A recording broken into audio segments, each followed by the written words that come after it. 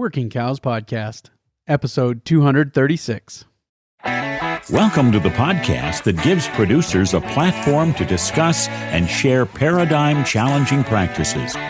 Practices that have increased the effectiveness of their operation and the joy that their families have received from this lifestyle.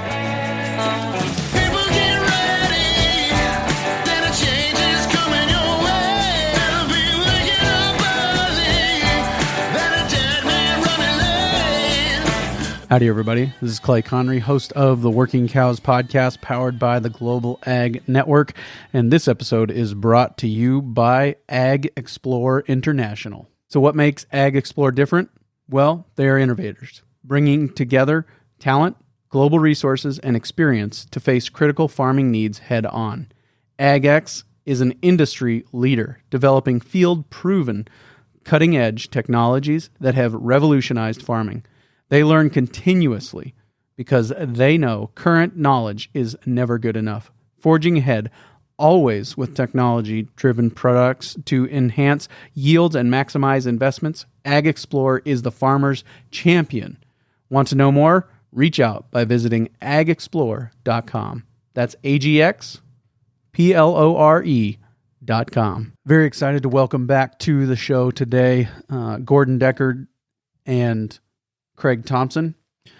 They are both involved in Rockside Ranch. We've talked to them before about Rockside Ranch. Today we're talking to them about the new podcast from Rockside Ranch called Restoration Matters, and links to all of that can be found in the show notes page for today, workingcows.net/236, workingcows.net/236. And I had a lengthy blog post that I posted recently that said that this doesn't signify a change in the podcast, that this is that it's going to remain in the business category. It's going to remain a business podcast, but I also think that the gospel should be brought into the marketplace. It's lost its place there, and we've relegated those who take it there to be the wingnuts and the crazies, but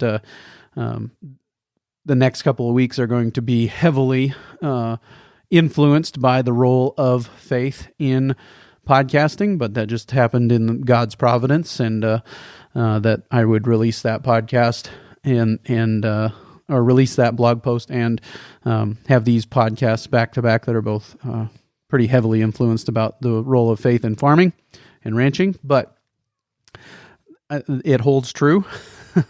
This remains a business podcast, remains about the business of ranching, but I don't think that we can separate the sacred from the secular.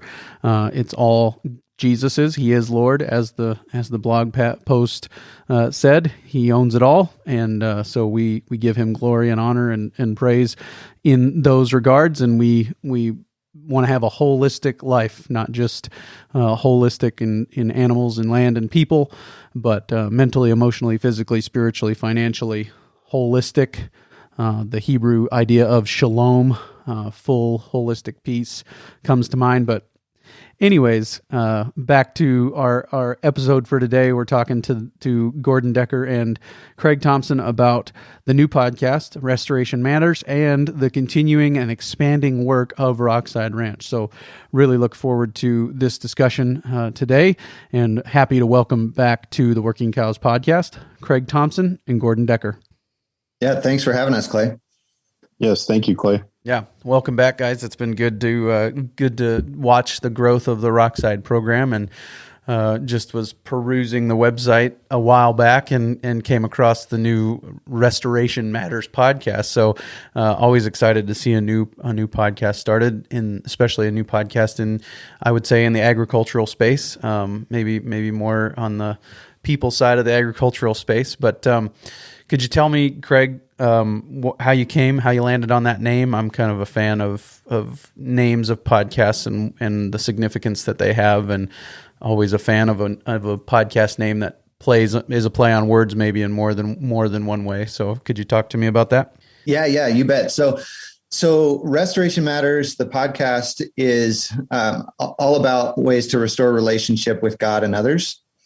And so the name Restoration Matters really came from, the idea that restoring relationship really matters. and that's important and worthy of our time.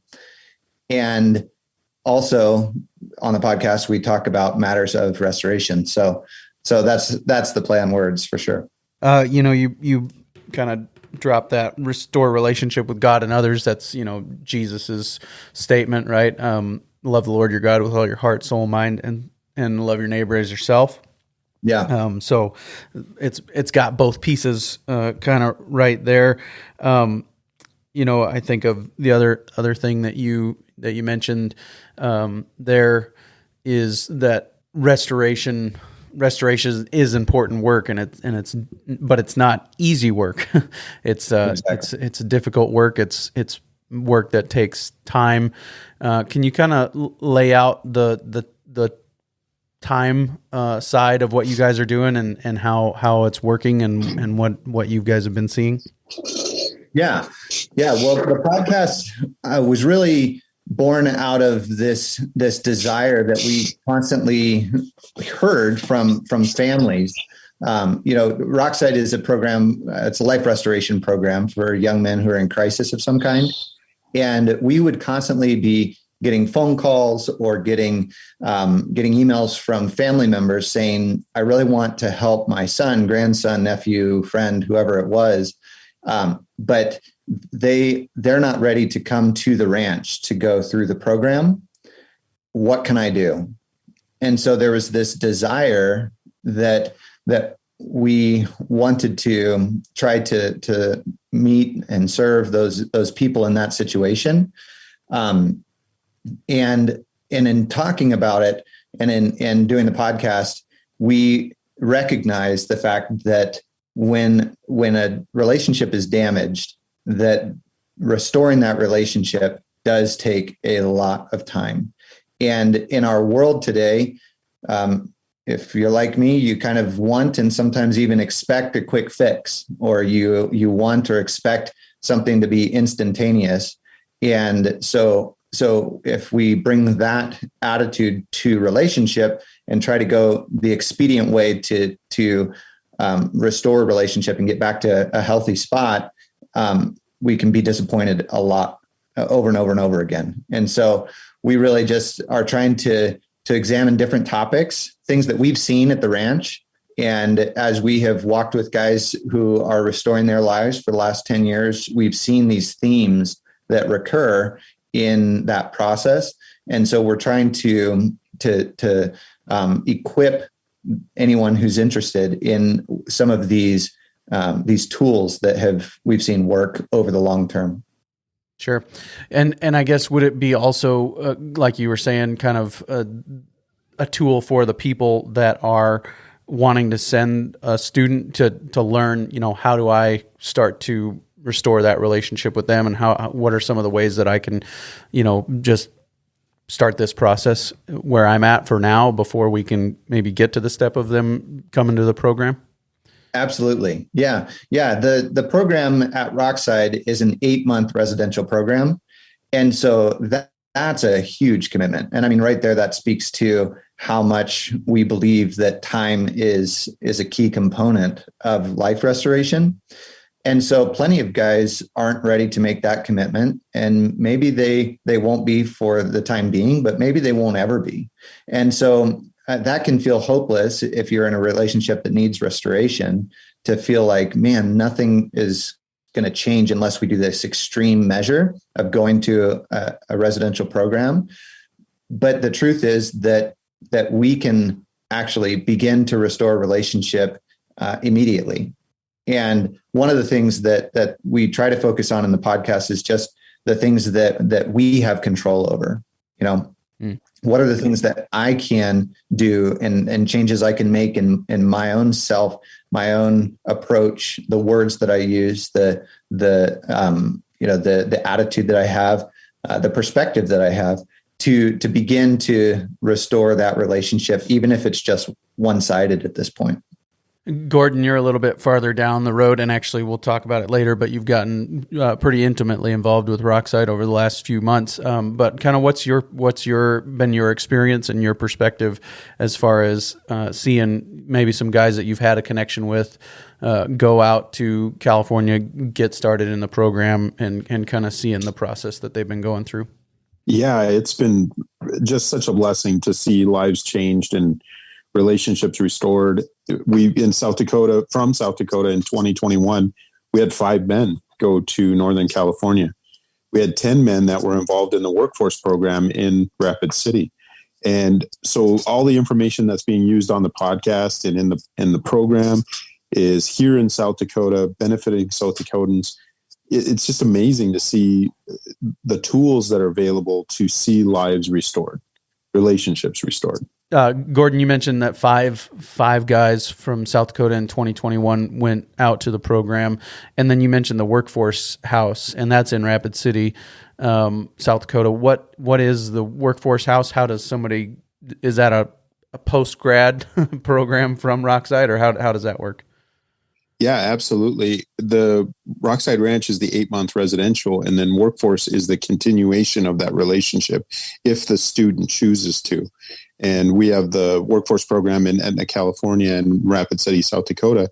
And that's where they have the stable housing, a loving community, and reliable employment. So they're transitioning into the life that they want to live in. They're moving toward stability, further stability, increased stability. So it's exciting to see the men be able to go through the ranch and then come through the workforce program as well. Do you guys, is that a separate offsite house, Craig, in California that guys are going to after graduation, the workforce program in California, or is that right there in Etna as well? It's in Etna, so it's only about 2.5 miles away from us. So they're still a part of the community. It's right around the corner from the church that we go to, and so but it is offsite and it is an independent living program. So it's a really healthy transition to go from the highly structured life restoration program on the ranch to an independent living program, while still benefiting from that support. Right. And so there's no host family in the workforce houses. Is that right? No, but our staff is still present in that program and in the house, and the students still attend a lot of the same functions. Yep. And that workforce program is open-ended. They can kind of be there as long as they want, or how? Yeah.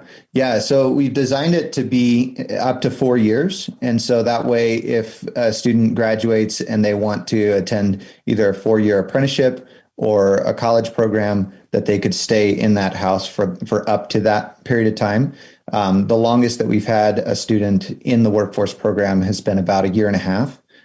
But that's just a little bit longer or shorter than we've actually had the program. So it's still a relatively new program for us. Gotcha. And they would, has that been a successful program of getting them kind of established in a job, a career, maybe more than just a job? Yeah. And that's where I think that the workforce, what we've seen is that before we had the workforce, there was a lot of anxiety around graduation, because graduation was really this stepping off point where, okay, I've been practicing these life skills and job skills for the last 8 months. And now all of a sudden I'm going to graduate. I'm going to get my phone back, my car keys, and I'm going to be completely on my own. I hope I can do it. And then they would step out into the world. And so we saw just a lot of anxiety around that. Mm-hmm. And guys were going, oh, geez, I don't know how good I feel about this. But the workforce program has been a really smooth off-ramp for the highly structured program. And we have seen guys who have stayed in the workforce program for, really as little as 2 months. And like I said, as long as 1.5 years, but where they have used that program to really establish a good foundation in this next step. Yeah. And you talked about that. I was just listening to one of the more recent episodes of the podcast. And you were talking about that kind of, the advantages of the actual, I don't know what residential program, I guess maybe you would call it, Yeah. that where there isn't those distractions. There's no phone, no social media, maybe one movie a week.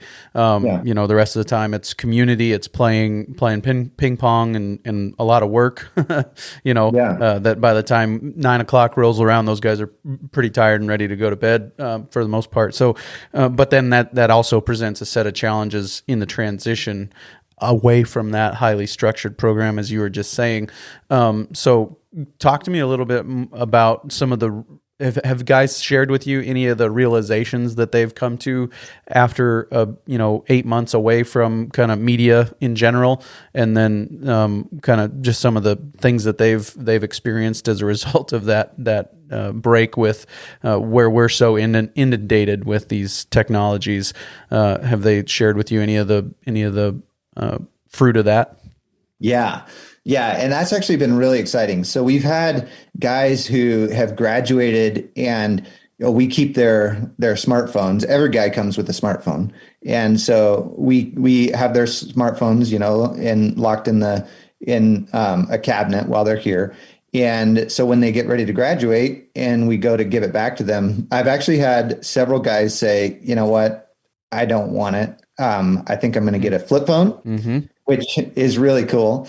But then I also had one guy who he said to me, but before you do, I really want to think through the role that I'm going to give this phone in my life. And those types of things are so cool because, imposing limits on someone else, it's similar to working cows, right? Like it's when you impose those limits, we're just going to try to figure out ways to get around those limits and to get to where I want to be. But when those limits are self-imposed and when there's an internal motivation to say, I want to impose these limits and I'm asking you to help me with that. That is where there's so much potential for success and for life change. And, that begins with them coming to the program, right? Nobody's forcing them to come to the program. So if they choose to come to the program, they're saying, I'm choosing to give you my cell phone, my car keys. I'm choosing to come to this place for 8 months. We just had a guy who came to the ranch middle of last month and he wasn't sure. And so we said, we're just going to do a 30-day trial. We're going to see how this goes. And that 30-day trial is coming up in 2 weeks. And just yesterday, he said, you know what? I'm staying. I'm going to finish this program. Well, if his family had said, get in the car, we're going to this place and I don't care if you want to do it or not, I'll pick you up in 8 months. I don't think he would have come to that place on his own, at least not in 2 weeks, but instead he agreed to the 30-day trial. And then halfway through, he said, yeah, I think that this is what I want to do. And so that maps towards the end of it as well, where, okay, now I'm in control of these things that used to have an undue influence on my life. I'm going to choose, with your advice, how to reintegrate with those things. Talk to me about the value of having guys at different stages in the program, because you don't have we're starting a new class of, 8 guys coming in February 1st. Yeah. You're constantly taking in new guys, constantly graduating out old guys. Talk to me about the value of that dynamic. Well, I think that it is essential for building that culture, that healthy culture. When we used to have all the guys start on the same day, number one, everybody's brand new. And so everybody's trying to figure out, all the students are trying to figure out, who can I trust? And so they're looking at all the staff and they're saying, are you guys trustworthy or not? And they're looking around at each other and saying, who's trustworthy and who's not? And so when we made the shift, probably 5 years ago now, when we made that shift to having a rolling program where we would just bring a guy in whenever we had an opening and we had a candidate, that changed everything, because now a student is coming into an established culture. They're coming in and they can see that the students trust each other, and that the students trust the staff, and that the staff love the guys and are there to serve them. And so they're stepping into health on day one. We don't have to rebuild that every time. It was cool. Last fall, we had a student arrive on a Friday, and another student, one of the South Dakota guys, graduated that next day. So it was literally like 24 hours after this new student arrived that he went to a graduation. And those graduations are really, really, really valuable for those students to see as well, because they basically, it casts a vision for what the end of their 8-month program is going to be like. And so they get to see, number one, how we, celebrate their success for completing the program. And number two, how now that they're out of the program and graduated, how we still maintain relationship with them, how we genuinely do care about them, not because they're in the program and we're obligated to, but because we actually care about them and we have a friendship, a relationship with them. And all of that really just contributes to this healthy culture and the students really buying into that much sooner. Yeah, no, I really appreciate that. And I guess, what came to mind there, there's a couple of dynamics there that came to mind while you were talking about the value of having them start at different points. The first one is that if they're all starting on the same day, you always have to be the expert. You are the only place where those guys can go with questions. And you're the only one that can come alongside and say, "Hey, I've been where you're at. This is, this is how I got past that point." Whereas it's a lot more believable. You're a clean shaven guy. Like, you don't look like you've got a whole lot of road miles behind you, But, whereas a guy comes alongside from the Rockside family who's been there for, 3 months, 4 months, whatever, and he says, "Hey, I've been where you're at. I've been through, I had that same experience on day number 25 that you're having right now, and this is how I got through it." So that's a pretty powerful tool, I think. You're exactly right. I think it also avoids an us versus them, right? Where like you said, we're all looking around who's trustworthy, but there could be this kind of like, well, we've all just decided that we're going to hate this and we're going to wallow in our own misery together. And that can be really hard to break through that. No, you're exactly right. We talk a lot with the guys about the whole coach versus a prison guard mindset, right? So a prison guard is imposing structure and limits on those, the inmates, but the prisoner is fighting against those things and is trying to get around the limits that the prison is putting on them. A coach also puts limits and structure on the athletes' lives, but the athletes are bought into that because they are all working towards the same goal. They all want to win the championship. The coach, the athletes know that the coach is trying to grow their capacity and help them to improve. And so the structure and the limits are seen as benefiting the outcome that they want. And so you're right that when there is that established culture, when students come in, they immediately have a higher and better chance of seeing us as those coaches that are trying to help them achieve their own goals. And it's not, the maybe overused illustration of the train, right? The train isn't free unless it's on its tracks, unless it's got that limitation of those tracks, it's not free. It's actually pretty much useless.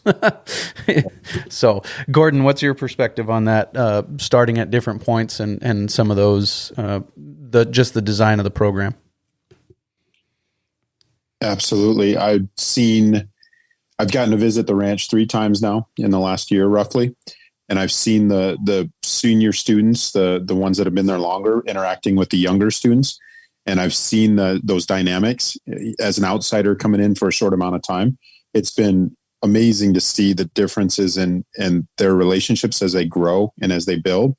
And it's just, it so fits so many other models. Like in the military, young privates are coming in and they're getting mentored by specialists and young sergeants. So it's used in a lot of different industries or models. And it's really exciting to see it. And to see the young students become the older students and the ones that are passing it on. It's discipleship.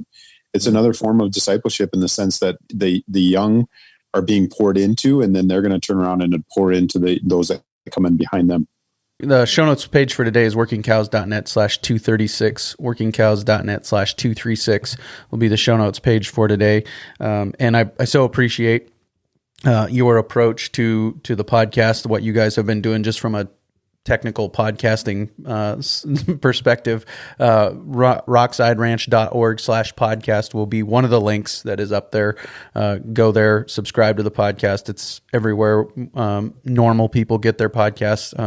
If you get your podcast somewhere other than where the Restoration Matters podcast is available, that just means that you're not normal. So, no, I'm just kidding. It's good. It's good. RocksideRanch.org/podcast. Go check that out. Subscribe. But now I wanted to transition a little bit because we've already talked quite a bit about the program in our previous episodes, which will also be linked in the show notes page. But I wanted to transition and talk a little bit about the growth of the Rockside program as a whole. It's now moving outside of California. There's been the Workforce House in Rapid City for quite a while, but now there's a couple of new ventures as well. So I guess, Gordon, would you talk to us a little bit about the growth that you are intimately involved in of the Rockside program, and then maybe we'll get Craig's perspective on the other directions of growth as well.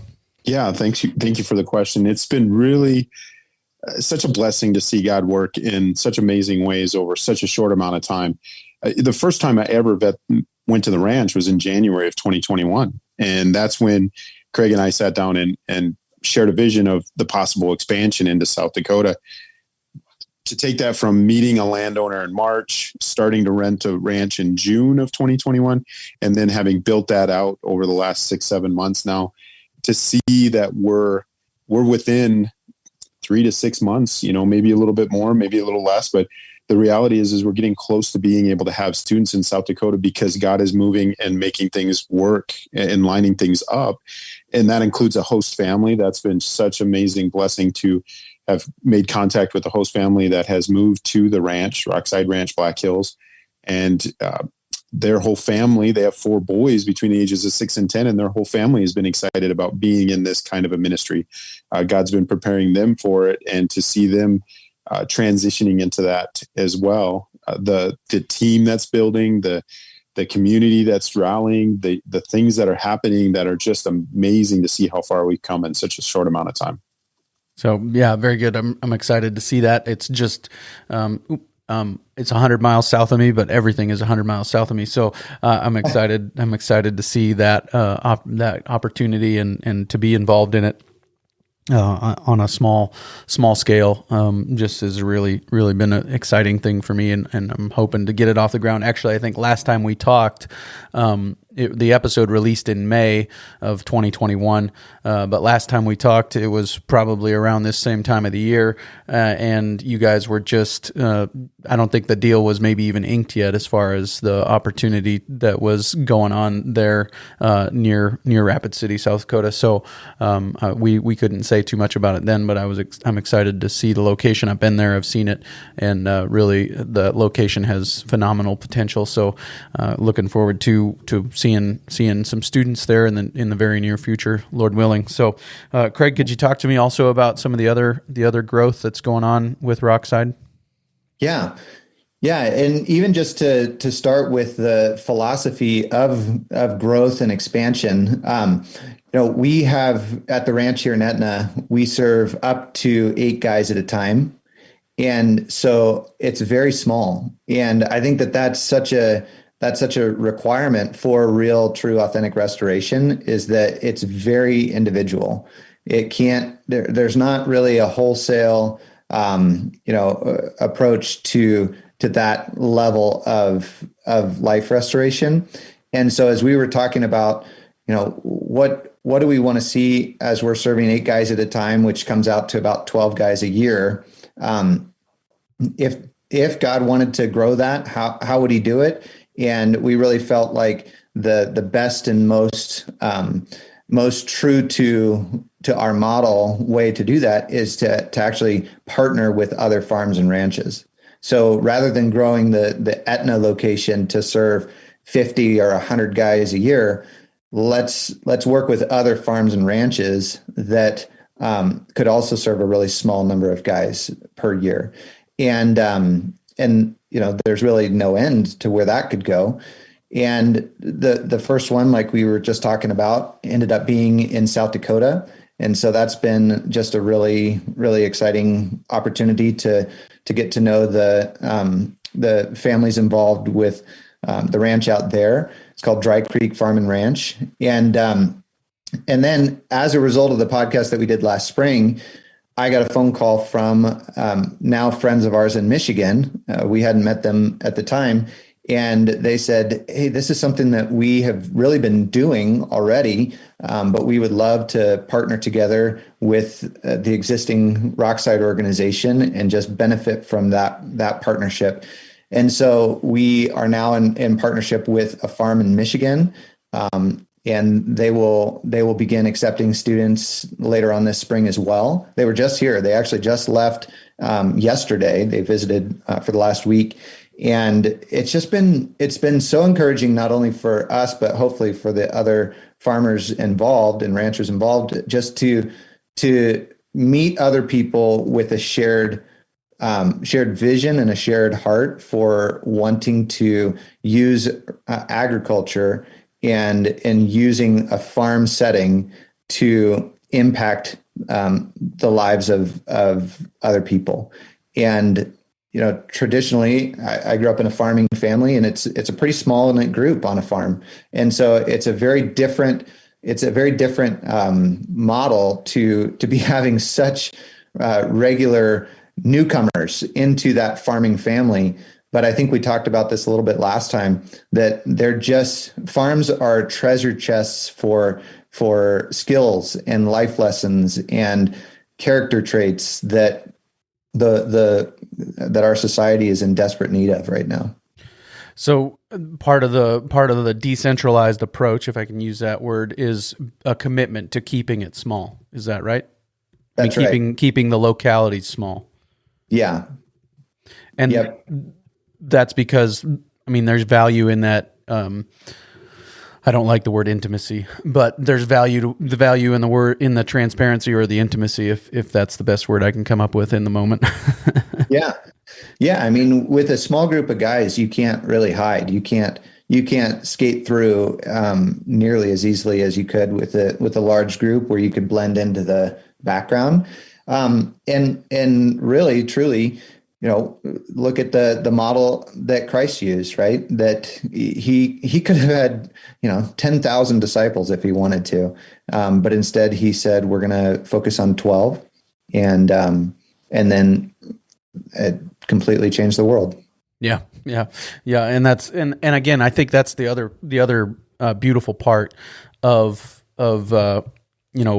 what you guys have going on is the discipleship, the focus on discipleship. Can you talk to me a little bit about how that is working out? Yeah.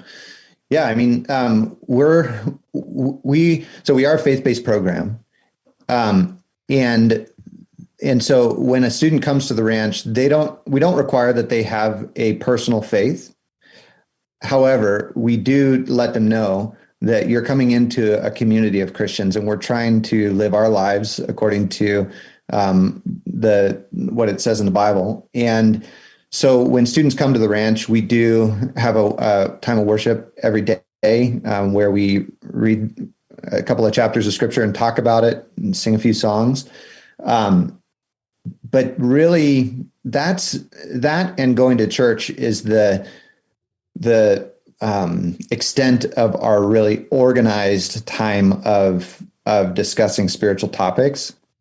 The rest of it is all more of like a buffet, where the guys can choose if they want to sit down and have a conversation. we're happy to. But more than anything, they are experiencing the Christian faith by being in a Christian community.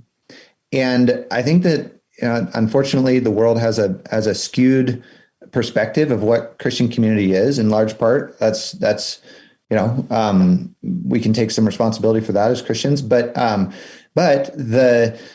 what we are trying to do is love each other and serve each other, and when we make mistakes, to apologize and to ask forgiveness, and to recognize that, as a church, churches are more like hospitals than they are like places where we just go to pretend like everything's perfect.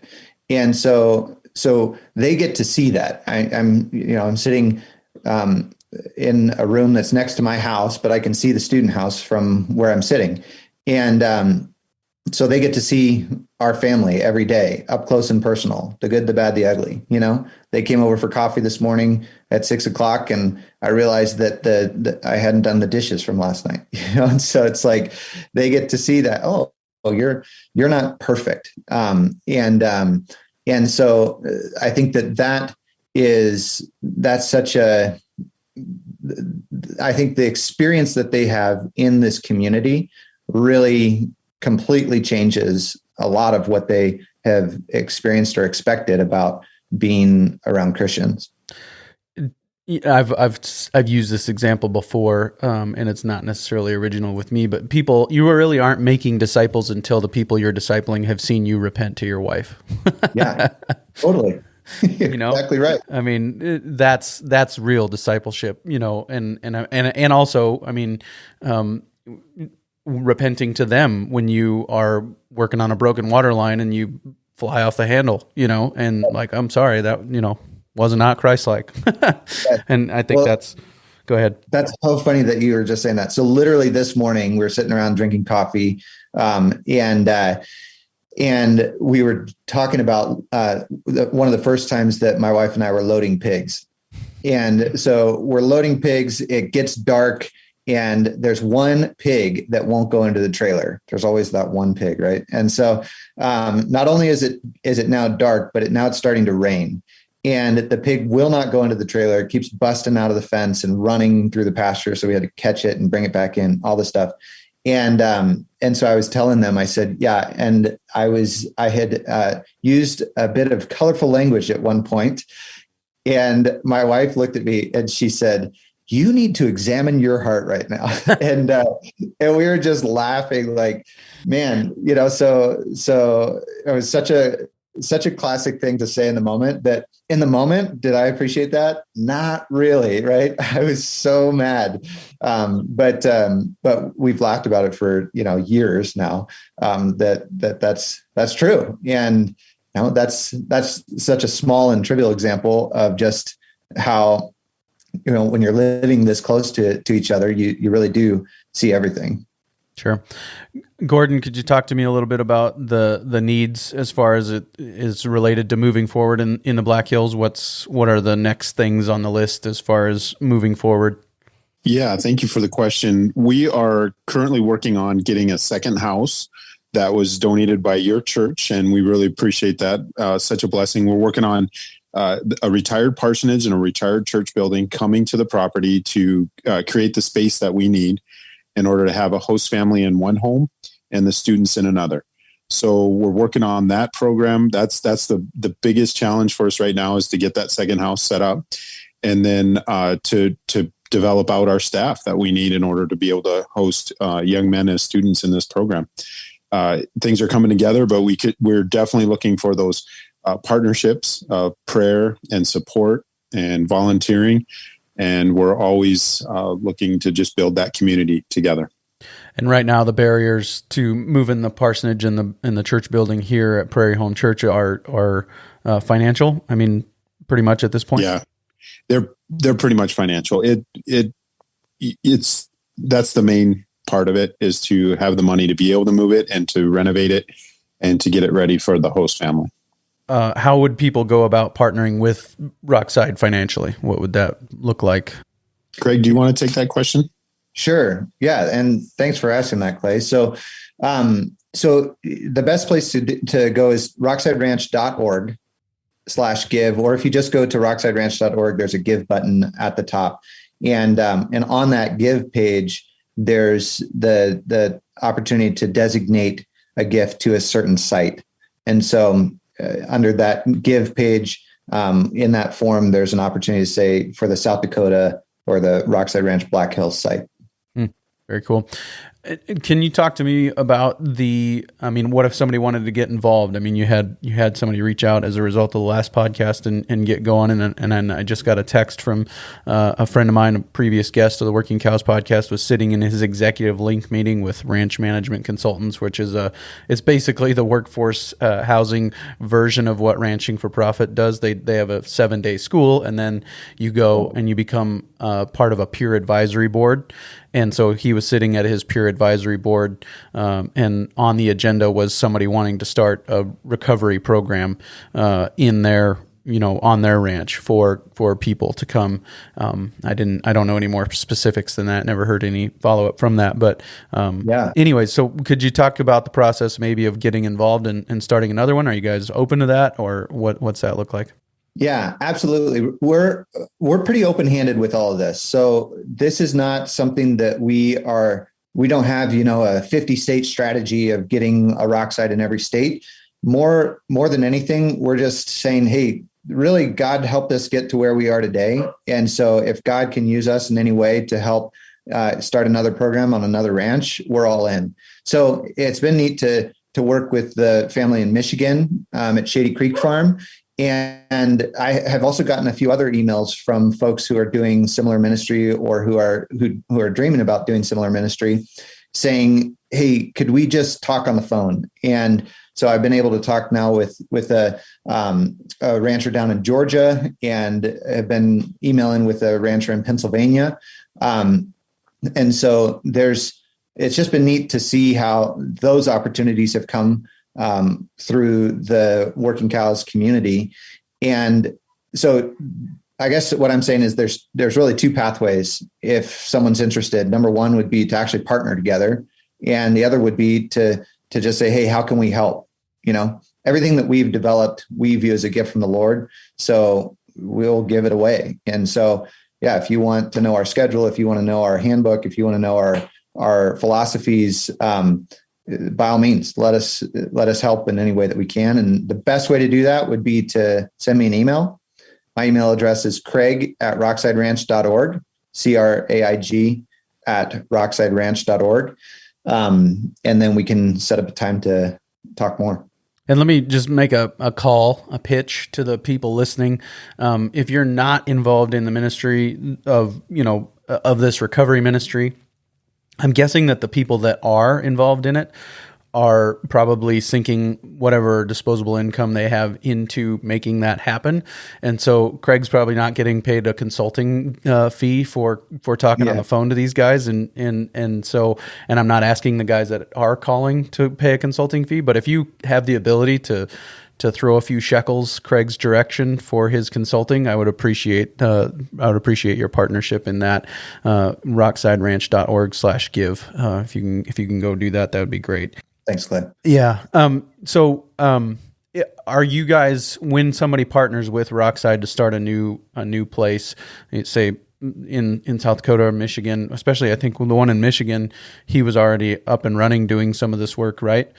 So That's right. Do they adopt the program model in any way, or what does that look like to come in under the umbrella of Rockside? Yeah.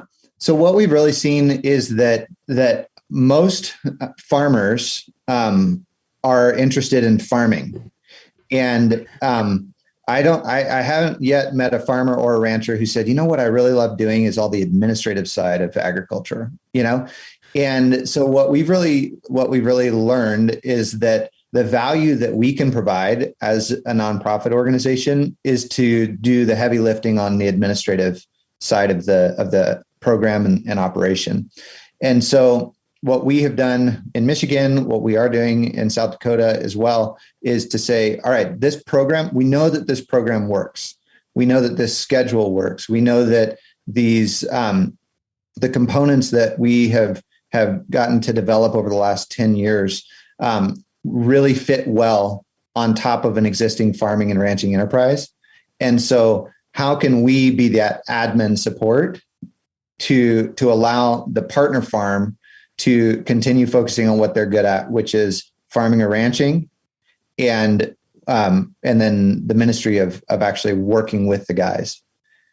So yes, short answer is that basically we have now a binder that we can provide to that partner farm and say, here's schedule, here's the handbook and the guidelines for the students, the rules that they follow.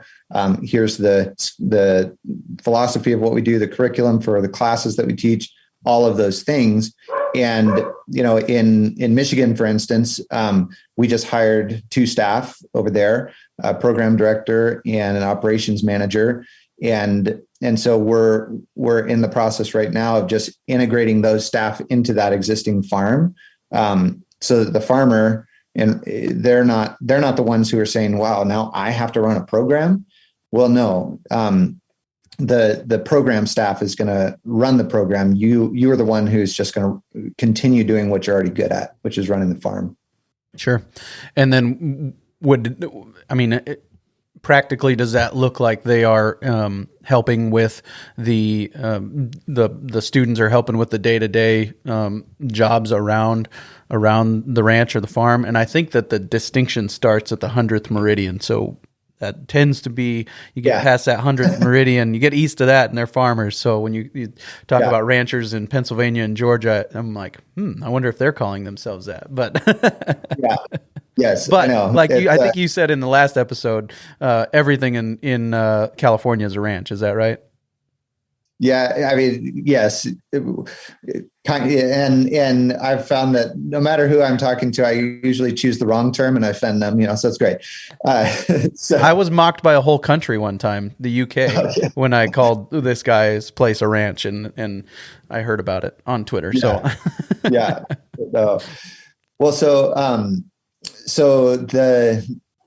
sorry, remind me the day-to-day. Are the students getting involved in the day-to-day? And then is that part of the responsibility of the farmer to say, hey, this is what we're working on today. This is how you can be involved in it. Yes. I didn't really finish that question. I got distracted. So sorry, go ahead. No, it's good. So yes, the short answer is yes, they do get involved in the day-to-day. But if you've ever been in a situation where you're training someone to do a job, that just slows the job down tremendously. And so the reality is that our whole model is that we bring in guys who are in a crisis and are struggling to hold a job. And as soon as we help them to get to a place where they can hold a job, we graduate them and they move on. So we're constantly training in this training process. And so it really wouldn't be fair to the farmer or the rancher to say, okay, your job is to train all these skills and try to keep your farm going or your ranch going. And so that's where the staff come in, because the staff are able to say, okay, we're doing these chores and, the farm has to keep moving, right? We can't say, oh, you know what, we're going to take a break from feeding animals for this week so that we can work on these other skills. And so really the farm continues, the ranch continues, and the program operates in parallel to that operation. Yeah, very good. I appreciate the design. I appreciate a lot of things about Rockside Ranch, and I really, really appreciate you guys and your time today. Gordon, you got anything to add? Any comments or any perspective that you were itching to share today that I haven't gotten to? I would just like to add that it has been truly a blessing to work with Craig and his team and to see a group of committed Christians that truly want to see young men have a chance to live the life that God created them for, and to see the way that the love is shown to the students, and it's a continued relationship. It's not, you call it a program because that's what they're coming to, but it's really like you're inviting these young men into your life and you're building a relationship with them for as long as they will allow you to be in their life. And I've also just wanted to share how we recently went through the process of selecting, with God's help, a host family, and how important that was to find a family that was willing, like Craig said, to model the Christian life, to be open and honest about the challenges that they face and the things that they're going through, in order for these young men to learn what it means to love others, to love God and love others. And so I just really appreciate the opportunity to share that and to say, we're all learning every day, all the time. And that's the way we should be. And so I had a high school teacher once tell me that, like, like a tree adds rings to itself. If you're not adding rings, you shouldn't exist anymore, because you're just not learning and growing. And I really think that's the Christian life, and that's modeled through the staff and the students at Rockside Ranch. It's such a powerful model. I've said this a lot, that one of the major problems in the American church today is the ability for someone to get offended at church, go to another church, and nothing in their experience changes. The only thing that changes is the back of the head that they're staring at, but the sermon's the same, the music is the same, the chairs are the same, it's all the same. And so they never really have to get connected, and they never really have to work through issues with people. And Rockside is like the opposite of that. Whereas, and I do think that model in the early church of life on life discipleship is a big reason for the power that the early church had. And that they were not able to. I mean, when you are, or just to update it to the 21st century, the fastest growing church per capita in the world has been the church in Iran, a place where it's among the hardest places in the world to be a Christian. And it's because those people have gotten to the place where they have to be dependent upon one another and dependent upon God for that. And so I think the power of the Rockside program is it's that early church model of life on life discipleship. And I think that it's irreplicable. Like what I was saying about you being able to go somewhere else when you're mad, you can't do that with the Rockside program. First of all, because they've got your car keys, but secondly, because you're not going to find that kind of relationship anywhere else, right? You're not going to find that kind of relationship anywhere else. And I make a joke, you guys, they can leave at any time, which I also appreciate, but you're not going to find that relationship anywhere else. And that's part of what makes it work, I think. Totally. Yeah. Well, and kind of a real-time example of this. So I don't know if my border collie barking has been coming through on the microphone. A little bit. But I was thinking something's going on outside. Well, a student who graduated in 2016, he just showed up at the ranch to say hi. He's in town. He doesn't have a cell phone. This is like bringing all these things that we just talked about together. He doesn't have a cell phone because he goes to Bible college now in rural Wyoming. And so there's no service.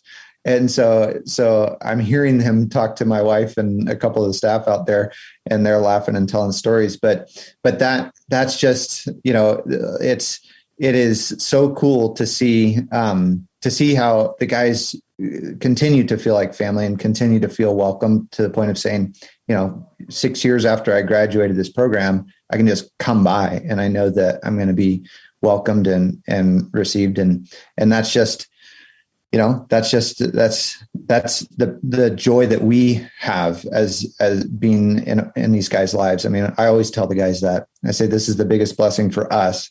If I won the lottery, I would do this, every day for the rest of my life. This isn't a chore, this is a privilege. And so Clay, I want to say thank you. Just acknowledge the huge support that you guys have been to us, and your encouragement and just the blessing that it's been to get to know you and the community that you're building, not only at your church, but on the podcast community here too. So thanks for being a huge part of that. Well, it's been an honor, and I hope that it continues to bear fruit for you guys as well. So anything else, gentlemen? Anything we missed? I know there's lots more we could talk about, but anything else? I don't think so. All right. Well, thank you guys so much. As I said, workingcows.net/236 will be the show notes page for today. Go there, check out those links, and partner with Rockside if you're able. So thank you guys for your time today. Thanks, Clay. Thank you so much, Clay. We all know it's vital to have crop nutrients in the right source, at the right rate, at the right time, and in the right place to improve ROI and yield. The team at Ag Explorer also understands it's vital to have the right technology. They call it the 5th R of nutrient stewardship. Ag Explorer technologies and products are designed to enhance your yields, therefore maximizing your investment. If you want to know more, reach out by visiting agexplorer.com. That's AGXPLORE.com. Very much appreciate that. Very much appreciate some of what they had to share there. As I said last week, I am getting some custom laser engraved cribbage boards made. So if you're interested in that, you can go over to the show notes page for today and find a link to the Patreon page. And if you support at the $216 per year level, that is basically a 10% discount on the $20 per month level, you will receive somewhere in June, Lord willing, you'll receive a custom engraved, laser engraved Working Cows podcast cribbage board.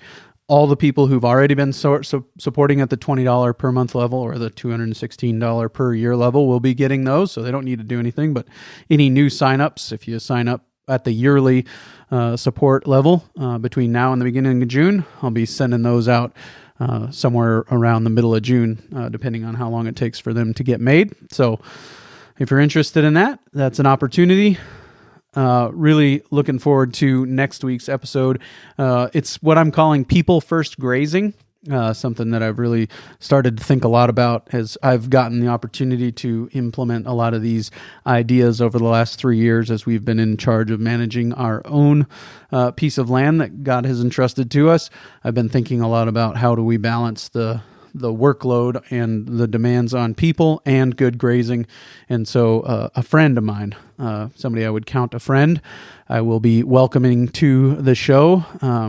His name is Shane Barber, and he is from Barber Industries. They do all kinds of cool things. If you want to check it out, I'll pin the post to the Facebook page, and it's public. Even if you don't have Facebook, you can see it. But I'll pin the post where I talk to Shane about their gigantic turkey waters, essentially is what they are. But they're a portable watering system for cattle, all steel construction, very durable, and so.